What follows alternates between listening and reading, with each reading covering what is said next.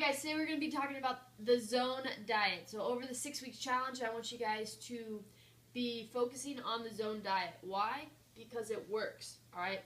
Using the paleo diet, which we know we teach once you come into class, working on meats, vegetables, nuts and seeds, little fruit, little starch, no sugar, etc. We're taking that, your quality of your food, and now we're going to put it with the quantity of your food, and that's what the zone is all about.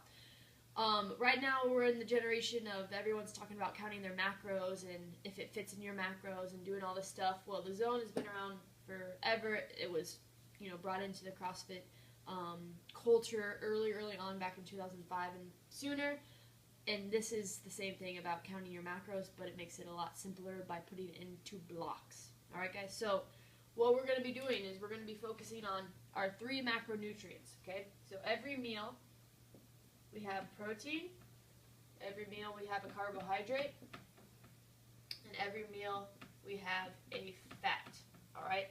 So now the first thing in order to, kitty, down, in order to figure out what prescription we need for our zone, aka how many macronutrients we should be eating, is we need to first calculate our protein. Okay, the protein is the building block of our body.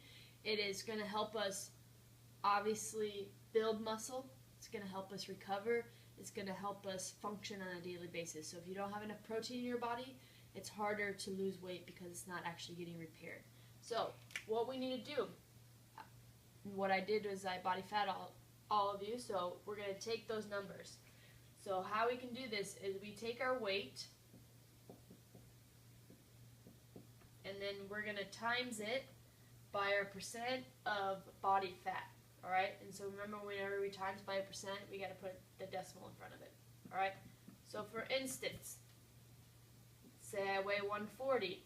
Let's say I'm 20% body fat. I'm going to take 140 times 20%, and that's going to give me X. Alright? And this X is going to be how much pounds, or how much pounds of basically body fat I have on my body. Alright, so now once we have X, I'm going to take my total body weight again. I'm going to minus it by X, so I'm going to minus it by the pounds of my lean body, or my body fat, and I'm going to get Y. And this is going to be my lean body mass. So this is going to be the amount of pounds on my body that is muscle, that is bones, that is everything but body fat. Alright, does that make sense? So, we have our lean body mass, so you're going to have a number. Alright? Now, that number, baby, give me a calculator. On the phone. Well, I'm recording on my phone.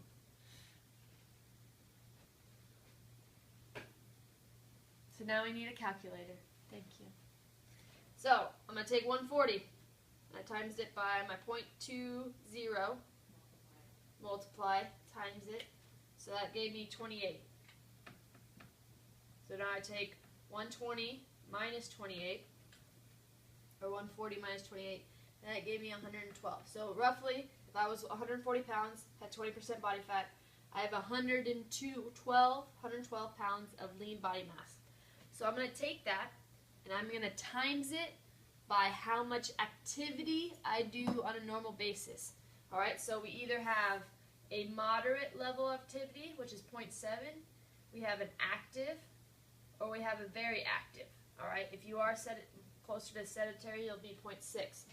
So 0.7 means I'm working out 1.5 hours a week. Now, if we're looking at CrossFit classes, I would say each CrossFit class you're working out 30 minutes. Alright, I know it's a 45-minute class with the first 15 minutes, warming up and things like that. There's talking. You're not always working the whole entire 30 minutes or 45 minutes. So it's going to be 30 minutes. So if you come to CrossFit 3 times a week, you're going to be in this moderately active range. So you're going to times what you have by 0.7.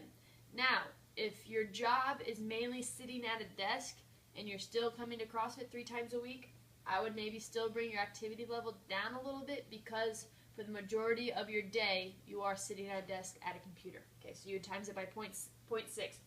0.8 would be those that are active, so 1.5 hours to 2.5 hours a week of working out. And then if you're very active and you're working out longer than 2.5 hours a week, then you would be 0.9. All right. So let's say I'm going 0.7. So I'm going to take my 112 and I'm going to times it by 0.7. All right. So this gets me 112 times 0.7 is 78.4. All right. So now this is how many grams of protein I should eat a day. All right. So if, for all those macro counters, all right, this is my goal. I could even round this up a little bit and go 80 grams of protein a day. All right. Now, in order to get it into the zone and to make it a lot more easier than just counting blocks, I'm going to divide this number by 7 because there's 7 grams of protein per one block.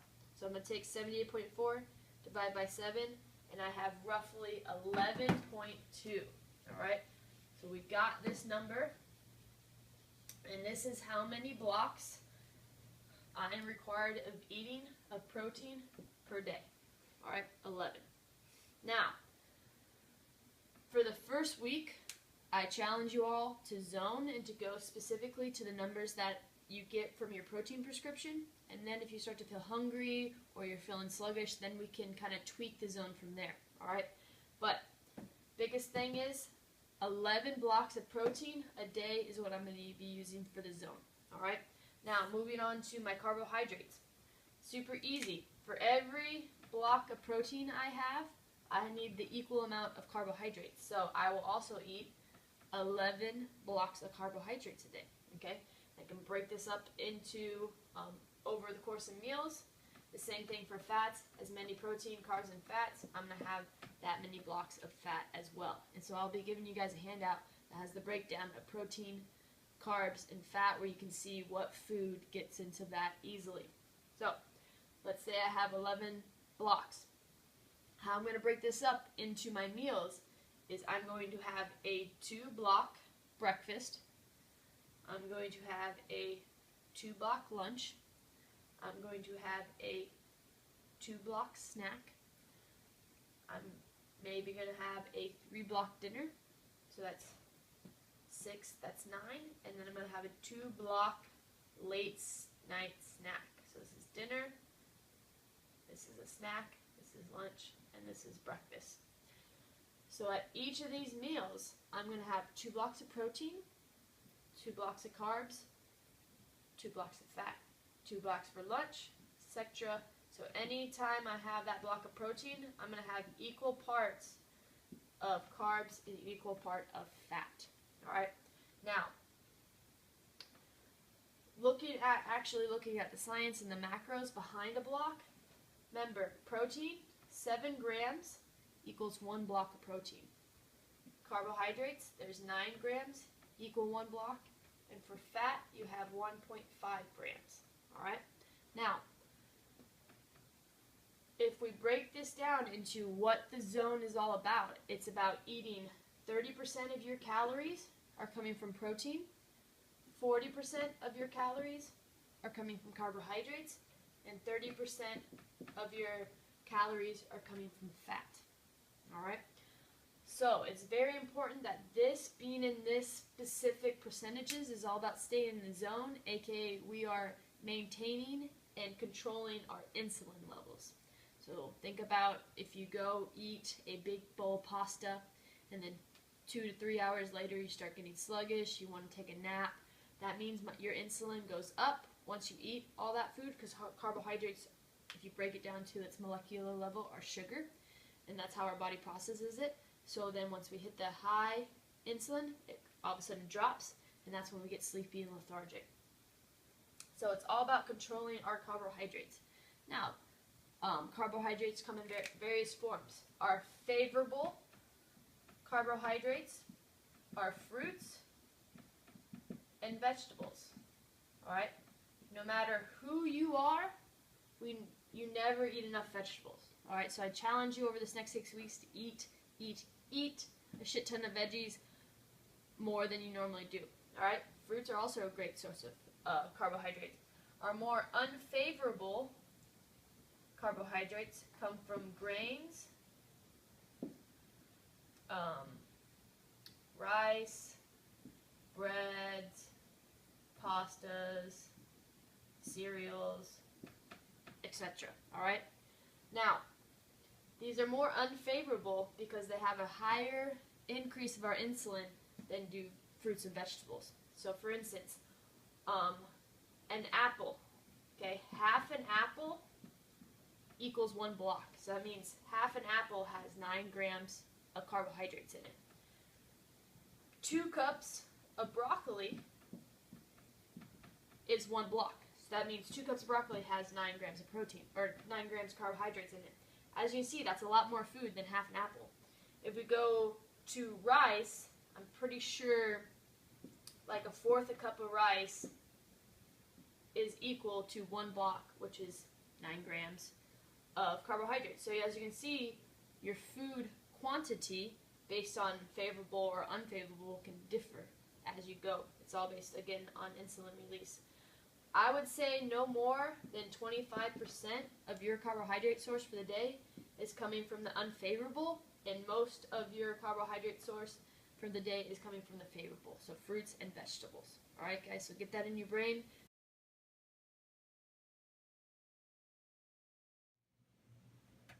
We've gone through in this society where we have brought out these foods that say low fat this, low fat that, and what they have done is they've increased the sugar content. So next time you look at a yogurt that says low fat, look how much sugar is in it. I bet you there's more than 20 grams of sugar in that little thing of yogurt because they brought down the fat.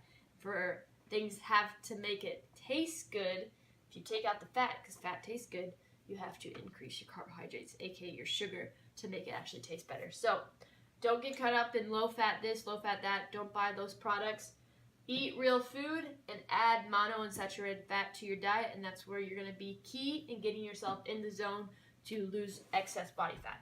Now, let's look at a day, or let's look at some meals that are zoned out. Alright, for instance, breakfast. I need 2 blocks per protein, carbs, and fat for breakfast. So, what I normally eat is eggs. So if I need to zone it out, 1 egg is 1 block.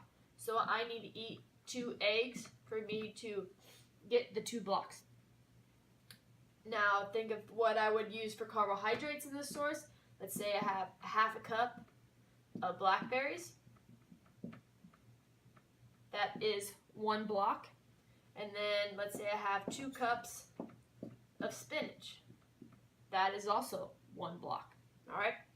If I look at that, I have now completed my 2 blocks of carbohydrates, and now I need my fat. Let's say I'm cooking my eggs in my spinach, so I need 2/3 tablespoon of olive oil to saute it all up.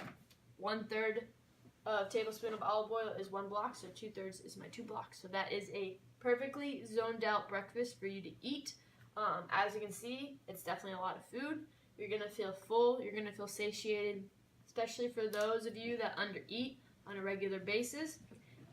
When you actually zone out a whole entire day, you might actually feel like this is too much food. But it's a good thing. As you noticed, over the years of undereating, have you ever got to the goals you want of actually losing a shit ton of weight? The answer is probably no. I know a ton of obese ladies that are 50 plus pounds overweight, eat maybe 700 calories a day, and don't lose any weight because your body is not releasing. It's not zoned, so it's holding on to your body fat and won't actually release it to be used as energy. So it's super important to eat all of your blocks, okay? If your prescription is to eat 11 blocks, eat 11 blocks. If your prescription is 15, eat 15. Don't be like, well, I want to lose weight, so I'll only eat 8 blocks. You're not going to lose weight if that's your goal, all right? So focus on that, eating the right proportions, protein, carbs, and fat. Again, I'm going to give you a handout that has the proportions already on there of most commonly ready foods. If you ever think of, I don't know how much there is in a 1 block, you can just Google it. Google how much is a cucumber for 1 block, and you'll find the answer, all right? Google is your friend. Now, what I want to leave you guys with is these 5 things that are going to get you your goals in the next 6 weeks if they are to lose body fat and to lose weight, okay? Number 1, drink 8 ounces of water 30 minutes before each meal. All right? Instead of drinking water with your meal, I want you guys to strive to drink those 30 minutes before so that you're ready when you're eating, you're sitting down, you relax, you're chewing your food, and you're letting your stomach acid do the job it's supposed to do. A lot of times we can drink water during our meal and our stomach acid never actually breaks down our food, so we're never actually absorbing all the nutrients and vitamins and minerals that are in our food. So no matter how healthy your meal is, if you're not actually absorbing it into your body, you're just pooping and peeing it right out. All right, so make sure you drink that water 30 minutes before. And as always, you want half your body weight in ounces a day. So if I weigh 150 pounds, I want 75 ounces of water a day. All right, number 2, 75% of your carbs are from vegetables and fruit, and 25 are from grains, breads, etc. All right, remember, 75 is from the favorable carbohydrates, vegetables and fruit, and 25% is from the unfavorable carbohydrates. Number 3, add monounsaturated fat to every meal. Don't be scared of this, okay? Add almonds, add avocado, add olive oil, coconut oil.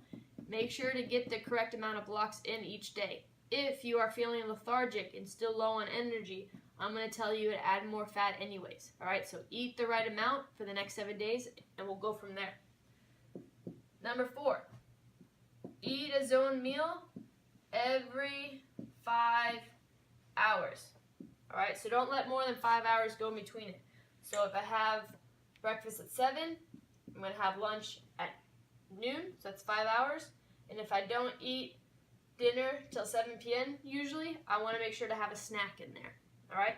And from there, there's usually 10 to 6, I'm sleeping. So I want to have a late night snack before I go to bed to keep my brain at optimal levels when I am sleeping so that I can recover better. All right? So never more than 7 hours.